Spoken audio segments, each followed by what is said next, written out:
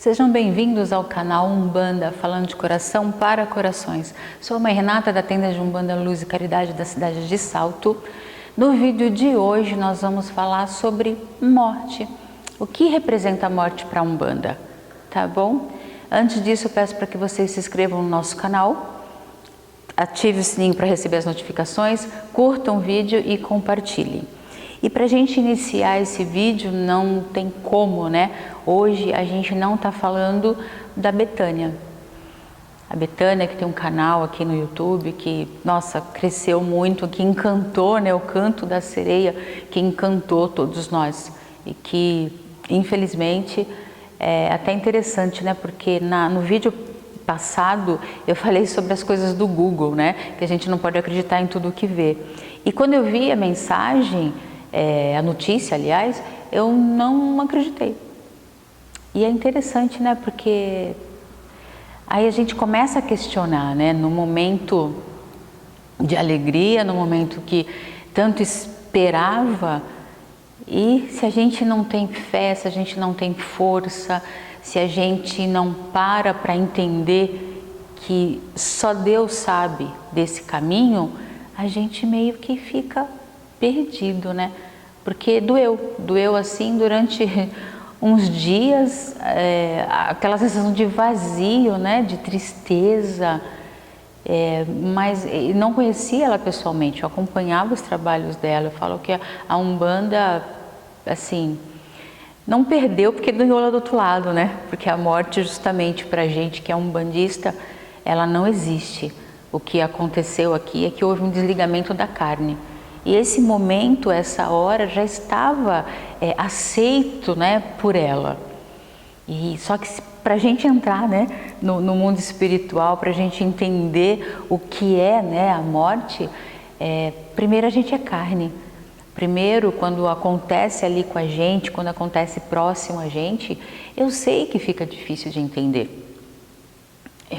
Esse momento, né, onde a gente está perdendo, né, muitas pessoas. Eu, graças a Oxalá, estou sofrendo, estou sendo solidária a todas as mortes ao meu redor, de pessoas que eu conheço, mas da minha família eu estou sendo abençoada e não tem como não agradecer também, né? É um assunto até delicado da gente falar, mas eu trouxe esse assunto justamente por conta desse momento. E eu já queria falar sobre esse assunto, tanto é que era um assunto da semana passada, e acabei indo na ordem dos vídeos e vi que não cabia, né, naquele momento ali. E agora, pelo que aconteceu aí com a Betânia, cabe a gente estar falando desse assunto agora. Para a gente se conscientizar de que ela está bem lá do outro lado.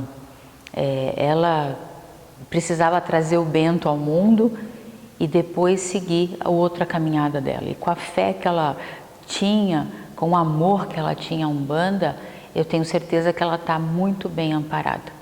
Então, esse começo desse vídeo, eu sempre gostei do trabalho dela, né? Não tive tempo para homenagear o trabalho dela aqui. Começamos a fazer nossos vídeos faz pouco tempo, mas eu sempre fiz questão de acompanhar, sempre amei os pontos e compartilhava os pontos. Não gostaria que essa homenagem fosse dessa forma, mas ela foi uma pessoa muito importante para a Umbanda. Então fica aqui os meus sentimentos para a família e que realmente o nosso Pai, os nossos orixás, as entidades, e lembrar, né, a família lembre dela com todo esse amor que ela tinha pela religião, que foi a religião que fez com que ela passasse por tudo que, né, tão novinha, mas tiveram aí momentos difíceis, aonde ela superou através da fé.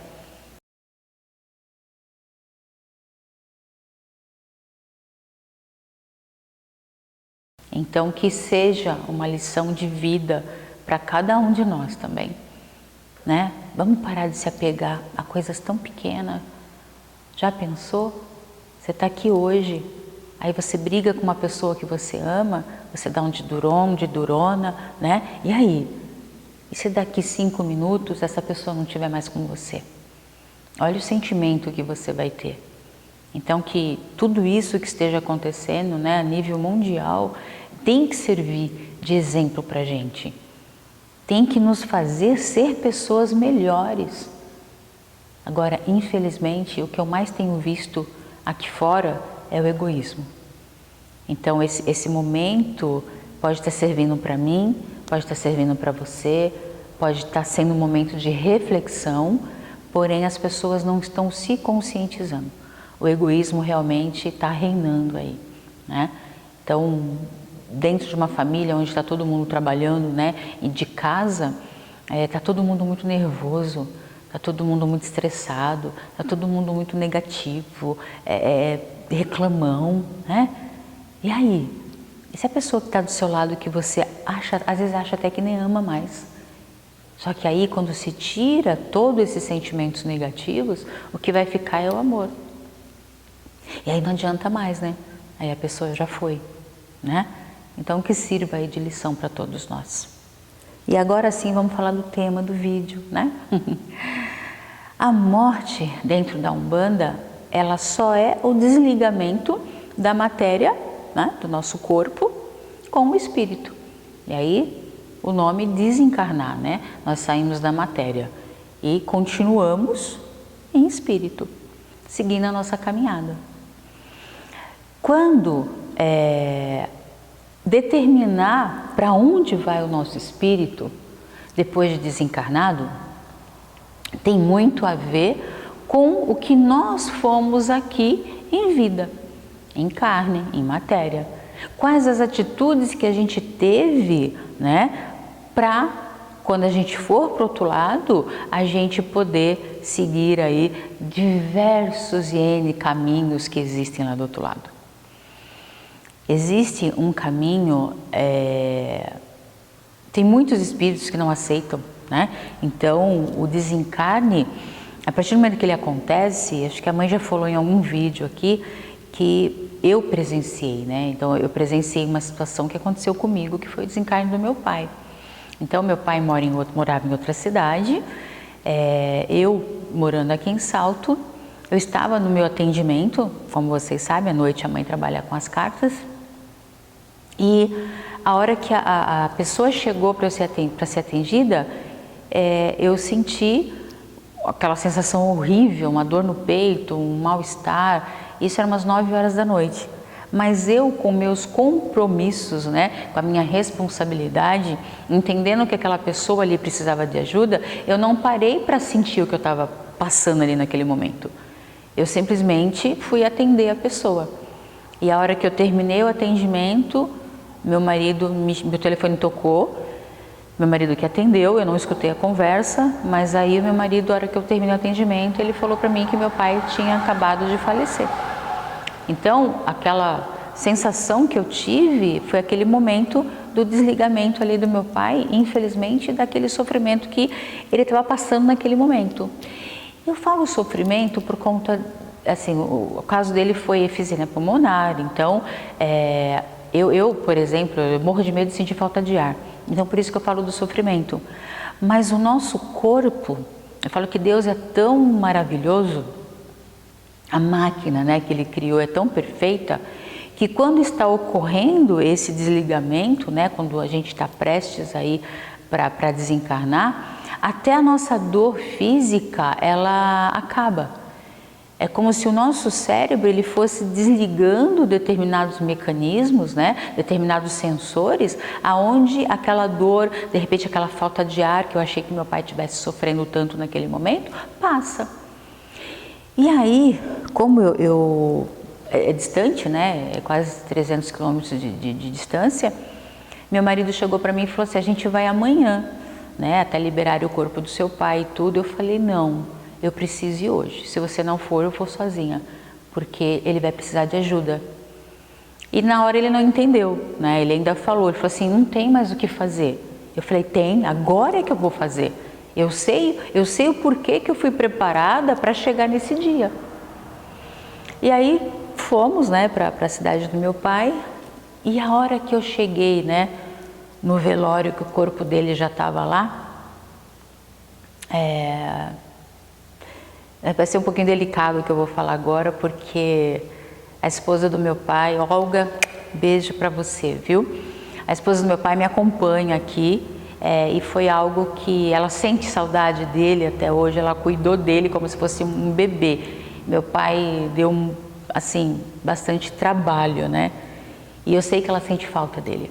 Então, é um pouquinho delicado o que eu vou falar aqui, porque ela não sabe e ela vai acabar vendo aqui pelo vídeo, porque ela me acompanha sempre.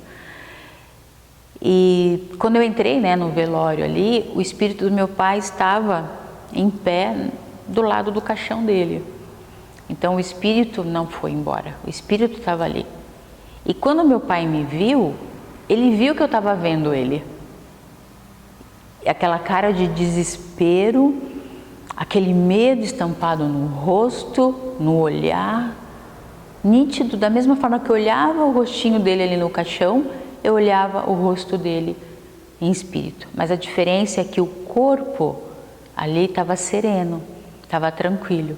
E o espírito dele ali, não, estava preocupado com o que estava acontecendo ao redor e aquela sensação que ele tinha de estar preso ali. Porque ele tentava sair, ele tentava mexer, ele tentava pedir ajuda e ele não conseguia sair do lugar. E aí, uns meses antes, né, do meu pai falecer, eu tinha ido visitá-lo e eu tinha um terço de cristal branco.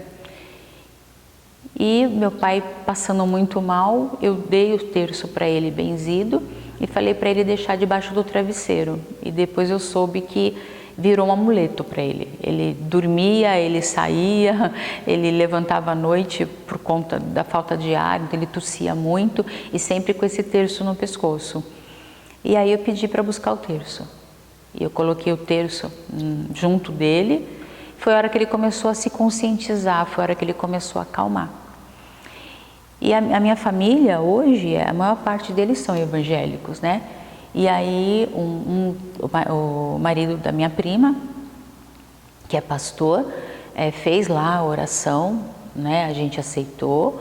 E aí o meu pai, ele tinha a oração de São Jorge, porque o meu pai era militar, então ele carregava sempre, né, a oração de São Jorge como uma proteção, como um amuleto também. E a Ave Maria, né? Uma oração que ele fazia várias vezes por dia. E aí, nessa ocasião que, né, o marido da minha prima terminou a oração dele, aí eu pedi permissão, né, e convidei a todos também para fazer as orações que meu pai gostava. E aí ele foi se tranquilizando, ele foi se acalmando, o espírito dele, porque qual que é acho que o sofrimento maior de um espírito quando ele desencarna, para ele entender, só que assim, existem muitos amparos, mas é onde eu estava falando. Por que eu comecei a falar desse assunto? Não é porque o meu pai se foi, mas assim, meu pai teve situações muito complicadas em vida. Então, é onde eu falo que determinar para onde a gente vai é quando a gente, né, são as nossas evoluções, né, aquilo que a gente vive em vida é que vai definir qual o caminho que a gente vai tomar. E naquele dia foi uma briga muito grande. Foi uma briga porque eu falava, eu sabia que eu tinha que fazer alguma coisa ali naquele momento. Então a minha presença, as orações, os cuidados, ainda comprei uma Nossa Senhora Aparecida desse tamanhozinho, ainda coloquei do bolso dele. Aí uma pessoa chegou para mim e falou que não podia enterrar santo. Eu falei, pode sim, ele quer e ele vai levar. E ele ficou todo feliz com o terço e com a Nossa Senhora Aparecida dele. E foi aí que ele se tranquilizou. Chegou a luz, como a gente fala, né, que gente, é um túnel. Você consegue, né, ver o espírito passando daqui para lá, mas você não vê quem está de lá. É um clarão, ele entra e some.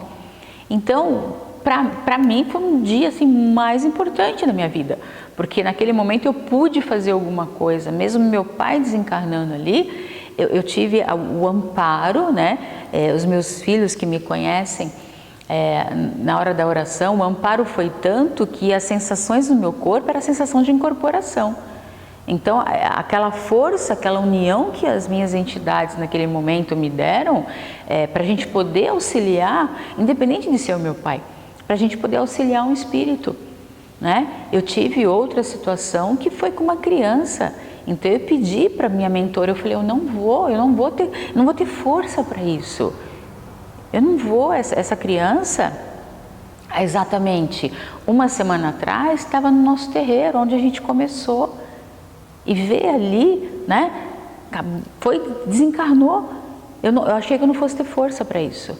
E mais uma vez, quando eu cheguei no velório, eu vi que era necessário que, de alguma forma, eu estivesse ali. Pela clarividência, não sei se é só isso, né? Acho que quando a gente faz o bem, quando a gente se preocupa, não importa se é carne, não importa se é espírito, porque até com os obsessores, os espíritos zombeteiros, quando eu os vejo, eu não os trato, né, com gritos, eu não trato com aquela autoridade, muito do contrário, eu vou fazendo oração. Também não entrevisto não, viu gente? Não entrevisto não, não quero saber por que está aqui não, eu só quero dizer que aqui não é lugar deles, né? Não faz bem para eles e muito menos para a gente. Tá? Então, o desencarnar, né? Resumindo, que o meu técnico está lá com os dedinhos. Resumindo, o desencarnar para o umbandista é só o desligamento realmente da matéria. A gente que incorpora, a gente que acredita em espírito, a gente sabe que existe um outro mundo lá do outro lado. Só que para a gente alcançar um mundo melhor do outro lado, a gente depende muito das atitudes que a gente tem aqui, tá bom? Eu espero que eu tenha ajudado, né? Eu sempre falo para vocês que eu uso muito as minhas experiências de vida, eu uso muito o que eu vivo para poder estar passando aqui para vocês, né? E como eu digo, falando com propriedade, porque eu senti aqui, ó, na carne. E vi aqui, ó, com esses dois olhinhos aqui, ó, que a terra há de comer. Lembrei da minha avó, já que eu tô falando de família. Gente, gratidão mesmo mais uma vez. Peço para que vocês se inscrevam no nosso vídeo, ative o sininho para as notificações, dê o seu like, compartilhe, acesse a gente pelas redes sociais e acompanhe a mãe pelo TikTok. Daqui a pouco a mãe vai fazer uma live lá no TikTok também para me apresentar, porque a quantidade lá de seguidores está merecendo, né, que agora a mãe se apresente, dizer quem é, tá bom? E vou falar uma coisa para vocês, TikTok não é brincadeira não, viu? TikTok é foco, YouTube é foco, redes sociais é foco. Sabe qual que é o meu foco? Ter nosso próprio chão. Tá bom? Então me ajudem a ter o nosso chão, pelo menos curtam e se inscrevam, compartilhem, tá bom? Já vai fazer toda a diferença aí pra gente. Até o próximo vídeo, falando sempre de Umbanda, falando de coração para corações.